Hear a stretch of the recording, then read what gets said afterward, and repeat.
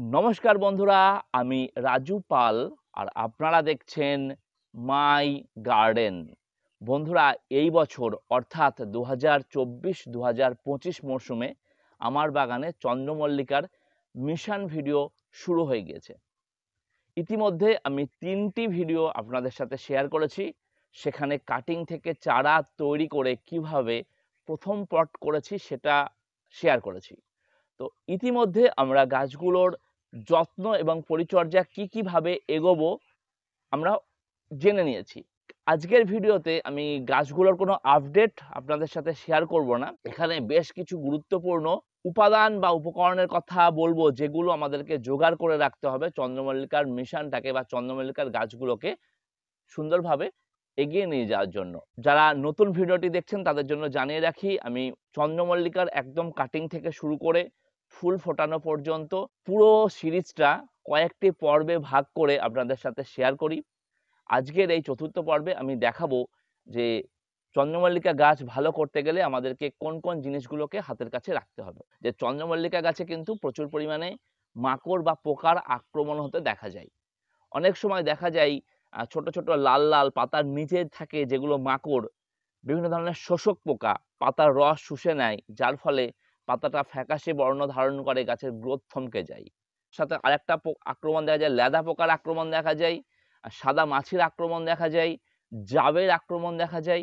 তো মূলত চন্দ্রমল্লিকা গাছে যে সমস্ত পোকা বা মাকড়ের আক্রমণ দেখা যায় সেইগুলোকে ঠেকানোর জন্য আমাদেরকে মোটামুটি দুটো যদি ঔষধ বা কীটনাশক আমরা হাতের কাছে রেখে দিই, তাহলে কিন্তু আমরা গাছগুলোকে সুস্থ রাখতে পারবো। এই একটি মাইটিসাইড, যেটা খুব জনপ্রিয় একটি ব্র্যান্ড, এটার নাম হচ্ছে কাকা। এটি হচ্ছে সম্পূর্ণ একটি অর্গানিক মাইটিসাইড বা মাকড়নাশক। এটি একটি 50 ml এর কৌটা। গায়ে প্রিন্ট, দাম লেখা আছে 220 টাকা, মোটামুটি 180 টাকা মতো দাম নেয় এটির। এটির ডোজ হচ্ছে প্রতি লিটার জলে 1 থেকে 2 ml গুলে সন্ধ্যার দিকে অথবা খুব সকালে গাছে স্প্রে করতে হবে। এটি হচ্ছে গাছের মাকড়নাশক। বিভিন্ন ধরনের শোষক পোকা, শুধুমাত্র চন্দ্রমল্লিকা গাছে না, যে কোনো গাছ শোষক পোকার আক্রমণ ঠেকানোর জন্য আমরা এই কাকা ব্র্যান্ডটা প্রয়োগ করব। আর এর সাথে আরেকটা আমি যেটা নিয়ে এসেছি সেটি হচ্ছে একতারা। এখানে 3টি প্যাকেট রয়েছে। এর ছোট ছোট এই যে প্যাকেটগুলো আমি একটা ছিঁড়ে দেখাচ্ছি। এই যে এই হচ্ছে একটি প্যাকেট, এটি 5 গ্রামের একটি প্যাকেট। এটা হচ্ছে দানা দানা ফর্মে থাকে। এটি প্রতি লিটার জলে 1 গ্রাম হিসেবে গাছে গুলে প্রয়োগ করতে হয়। এটার গায়ে প্রিন্ট রেট রয়েছে 30 টাকা, মোটামুটি 25 টাকা মতো দাম নেয়। এটি জাব পোকা, সাদা মাছি এবং গাছে জবা ফুল গাছে বা চন্দ্রমল্লিকা গাছে সাদা সাদা যে দোয়ে পোকা দেখা যায়, সেইগুলোর মারার জন্য একটি যুগান্তকারী কীটনাশক হচ্ছে এই একতারা। এটার ব্র্যান্ড নেম হচ্ছে একতারা। আমি এই দুটো, এটা হচ্ছে ইনসেক্টিসাইড বা পেস্টিসাইড আর এটা হচ্ছে মাইটিসাইড, এই দুটো আমি অল্টারনেট করে ব্যবহার করব প্রতি 15 দিন অন্তর। ধরা যাক আমি মাসের প্রথম 1 তারিখে আমি এইটি গাছে প্রয়োগ করলাম প্রতি লিটার জলে 1 গ্রাম হিসেবে গুলে। ঠিক 15 দিন বাদে 15 তারিখে আবার এইটা প্রয়োগ করলাম প্রতি লিটার জলে 1 থেকে 2 গ্রাম হিসেবে গুলে 2.5 গ্রাম পর্যন্ত আমরা গুলে নিতে পারি। এটা লিকুইড ফর্মে থাকে, এটা গ্র্যানুয়েল ফর্মে। তো এই দুটো যদি আমরা প্রয়োগ করি, আশা করছি যে আমাদের চন্দ্রমল্লিকা গাছে কোনো রকম রোগ পোকার আক্রমণ হবে না। আর চন্দ্রমল্লিকা গাছ কিন্তু রোগ পোকার আক্রমণ হয়ে গেলে গাছের বৃদ্ধি থমকে যাবে, আমরা অনেকটা পিছিয়ে যাব। এই জন্য আমরা গাছে রোগ পোকা লাগুক বা না লাগুক, এই দুটো জিনিস আমরা ব্যবহার করব। যদি এইগুলো অ্যাভেলেবেল না থাকে, একই ধরনের কম্পোজিশনের আপনারা অন্য কিছু ব্যবহার করতে পারেন। চন্দ্রমল্লিকা ফুল গাছ বিশেষ করে যারা মাটিতে করেন এবং বর্ষাকালটা খোলা জায়গাতে থাকে, তাদের জন্য বেশি প্রয়োজন। এছাড়াও চন্দ্রমল্লিকা গাছে একটা সমস্যা থাকে, যে ধসা লেগে যাওয়া বা পচা লেগে যাওয়া, অর্থাৎ ফাঙ্গাসের আক্রমণ। অনেক সময় দেখা যায় যে বৃষ্টির জল পড়লে গাছের পাতাগুলোর নিচটা পুড়ে যাচ্ছে এবং সেগুলো ধসা লেগে যাচ্ছে। তো অন্যান্য অনেক ফাঙ্গিসাইড মার্কেটে পাওয়া যায়, কিন্তু আমি ব্যক্তিগত অভিজ্ঞতা থেকে বলছি যে চন্দ্রমল্লিকা গাছে একটা অনবদ্য কাজ করে এই ফাঙ্গিসাইডটি, যেটা আমি দিয়ে থাকি। এটা হচ্ছে অ্যামিস্টার। অ্যামিস্টারেরও দুটো ব্র্যান্ড আছে, এটা হচ্ছে অ্যামিস্টার, একটা আছে অ্যামিস্টার টপ, সেটার দামটা অনেকটা বেশি। এখানে 15 ml এর এটা ফাইল, এটার দাম লেখা আছে 159 টাকা, কিন্তু জায়গা বিশেষে এটা 90 টাকা থেকে 110 টাকার মধ্যে দাম নিয়ে থাকে।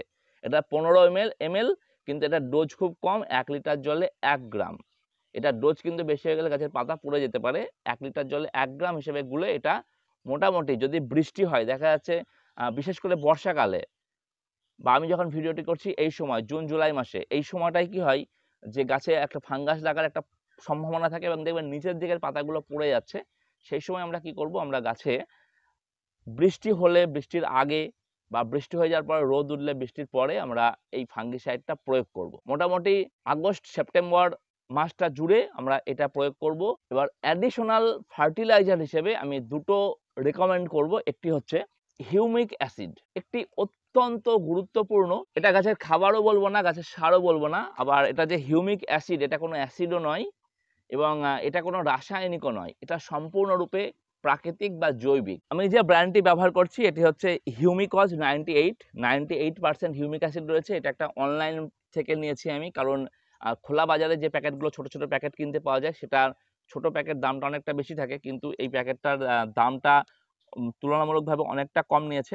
এইটির প্রধানত কাজ হচ্ছে গাছের রুট স্ট্রাকচার ডেভেলপ। অর্থাৎ অনেক সময় দেখা যায়, যেটা বলছিলাম, যে বৃষ্টির কারণে গাছের শিকড় অনেকটা ড্যামেজ হয়ে যায়। তো বৃষ্টি পরবর্তীকালীন সময়ে বা মাটিতে যদি কিছুক্ষণ জল জমে থাকে, শিকড়গুলো নষ্ট হয়ে যাওয়ার সম্ভাবনা থাকে। বৃষ্টি পরবর্তীকালীন সময়ে যদি আমরা প্রতি লিটার জলে 1 থেকে 2 গ্রাম হিসাবে গুলে গাছের গোড়ায় জলের পরিবর্তে এটা দিই, সেক্ষেত্রে রুট স্ট্রাকচার খুব সুন্দরভাবে ডেভেলপ করে। দেখতে পাচ্ছেন ছবিটা, মূলত রুটের দিকে ফোকাস দেওয়া হয়েছে। এই হিউমিক অ্যাসিড গাছে কি ভাবে সাহায্য করে তার একটা আলাদা ভিডিও রয়েছে, আমি এখানে আই বাটনে দিয়ে দিয়েছি, সেখান থেকে দেখে নিতে পারেন, অথবা ডেসক্রিপশন বক্সে আমি দিয়ে দিয়েছি, সেখান থেকেও দেখে নিতে পারেন। আর একটা অ্যাডিশনাল ফার্টিলাইজারের কথা বলবো, যে এটি হচ্ছে একটা ম্যাগনেসিয়াম সালফেট, MgSO4। এটি একটি অত্যন্ত গুরুত্বপূর্ণ একটি জিনিস, যেটা গাছকে কি করে, বিভিন্নভাবে সাহায্য করে। মূলত এটা একটি মাইক্রোনিউট্রিয়েন্ট। গাছের পাতা অনেক সময় দেখা যায় যে ম্যাগনেসিয়ামের ঘাটতি হলে গাছের পাতা ফ্যাকাশে হয়ে যায়, কারণ আমরা জানি যে গাছের পাতার সবুজ অংশ মানে ক্লোরোফিল, আর ক্লোরোফিলের প্রধান উপাদান হচ্ছে ম্যাগনেসিয়াম। ম্যাগনেসিয়ামের ডেফিসিয়েন্সি বা ঘাটতি হলে গাছের পাতা ফ্যাকাশে হয়ে যায়, গাছের শিরাগুলো সবুজ থাকে, বাকি অংশটা ফ্যাকাশে হয়ে যায়। তো সেই সময় আমরা দিতে পারি প্রতি লিটার জলে 1 থেকে 2 গ্রাম হিসাবে গুলে ম্যাগনেসিয়াম সালফেট বা MgSO4। এতে গাছের বৃদ্ধি ত্বরান্বিত করে, এছাড়া গাছকে সবুজ করে। শুধু তাই নয়, গাছকে আরো বিভিন্নভাবে সাহায্য করে থাকে। MgSO4 বা ম্যাগনেসিয়াম সালফেট সম্পর্কেও আলাদা একটি ভিডিও করা রয়েছে। এই সময় আমরা গাছকে একদম যতদিন না পর্যন্ত কুঁড়ি দেখা দিচ্ছে, ততদিন পর্যন্ত আমরা গাছকে কন্টিনিউ প্রতি সপ্তাহে 1 দিন করে দিতে থাকবো সরষার গুঁড়ো খোল। এই জন্য অবশ্যই আমাদের গাছ অনুযায়ী আমরা সরষার গুঁড়ো খোল না, সরষার খোল আমরা রেডি করে রাখবো। এই ধরনের যে সমস্ত খোলগুলো, এগুলো আমরা রাখবো, কারণ এই খোলগুলোই প্রতি সপ্তাহে ভিজিয়ে লিকুইড করে তরল সার, সরষার খোলের তরল সার গাছকে আমরা দিতে থাকবো প্রতি সপ্তাহে 1 বার করে। আপনারা চাইলে কিছু খোল এইভাবে গুঁড়িয়েও রাখতে পারেন, এটাও পরবর্তীতে কালে আমাদেরকে কাজে লাগতে পারে। এই দুটো অত্যন্ত গুরুত্বপূর্ণ জিনিস। আর পরের যে বিষয়টা দেব, যেটা আমি এর আগের ভিডিওতেও বলেছি, যে চন্দ্রমল্লিকা গাছে এবছর আমরা ডিএপিটা ব্যবহার করব না, কারণ শুধু চন্দ্রমল্লিকা গাছে না, শীতকালীন কোনো গাছে ডিএপিটা হয়তো 1 বার কি 2 বার ব্যবহার করব। কারণ কি, ডিএপি গাছের প্রচুর গ্রোথ আনতে সাহায্য করে, গাছকে পুরো বুশি করে দেয় এবং গাছকে খুব লম্বা করে দেয়। কিন্তু আমরা ডিএপির পরিবর্তে ব্যবহার করব এবছর সুফলা বা NPK 15-15-15। NPK 15-15-15 দুটো ফর্ম পাওয়া যায়, একটা গ্র্যানুল ফর্ম দানা দানা আকারে, সেটা আমরা প্রতি 15 দিন অন্তর গাছে প্রয়োগ করব। আর একটা পাওয়া যায়, যে আমরা যদি পাতায় দিতে চাই, সেক্ষেত্রে NPK 15-15-15 লিকুইড ফর্মে পাওয়া যায়। সেটা খোলা বাজারে পাওয়া যায় কিনা আমার জানা নেই, এটা একটা অনলাইন প্রোডাক্ট। গাছের সঠিক বৃদ্ধি বিকাশের জন্য যেমন খাবারটা নিয়মিত দিতে হবে, ঠিক তার সাথে প্রয়োগ করতে হবে একটি মাইক্রোনিউট্রিয়েন্ট, বা যেটাকে আমরা ভিটামিন বলে জানি। বাজারে বিভিন্ন ব্র্যান্ডের মাইক্রোনিউট্রিয়েন্ট কিনতে পাওয়া যায়। আমি একটি সম্পূর্ণ অর্গ্যানিক ফার্টিলাইজারের কথা বলছি, যেটার ব্র্যান্ড নেম হচ্ছে সম্রাট গোল্ড। এই ধরনের যে কোনো একটা মাইক্রোনিউট্রিয়েন্ট আপনারা নিয়ে রাখবেন, সেটা প্রতি 15 দিন অন্তর গাছে 1 বার করে প্রয়োগ করবেন, বা মাসে 1 বারও প্রয়োগ করা যেতে পারে। এটা আলাদা করে প্রয়োগ করার দরকার নেই। যখন আমরা গাছে কোনো মাকড়নাশক বা কীটনাশক প্রয়োগ করব, তার সাথে এটা একসাথে মিশিয়ে দেওয়া যেতে পারে। এই জিনিসগুলো আমাদেরকে রেডি করে রাখতে হবে, কারণ যে কোনো মুহূর্তে এইগুলো আমাদেরকে প্রয়োজন হতে পারে। তো বন্ধুরা, ভিডিওটা এখানে শেষ করছি। ভালো লাগলে লাইক করবেন এবং গাছপ্রেমী বন্ধুদের মধ্যে শেয়ার করবেন। আর আপনি যদি আমার চ্যানেলে নতুন হয়ে থাকেন বা চ্যানেলটিকে এখনো সাবস্ক্রাইব না করে থাকেন, অবশ্যই চ্যানেলটিকে সাবস্ক্রাইব করে নিয়ে পাশে থাকা ঘন্টা বাজিয়ে দেবেন, যাতে আমি কোনো ভিডিও আপলোড করলে আপনি সেই ভিডিওর নোটিফিকেশন পেয়ে যান এবং সবার আগে সেটা দেখে নিতে পারেন। তো বন্ধুরা, অনেক অনেক ভালো থাকুন, অনেক অনেক সুস্থ থাকুন। আর ভিডিওটি সম্পূর্ণ দেখার জন্য আপনাকে অসংখ্য ধন্যবাদ।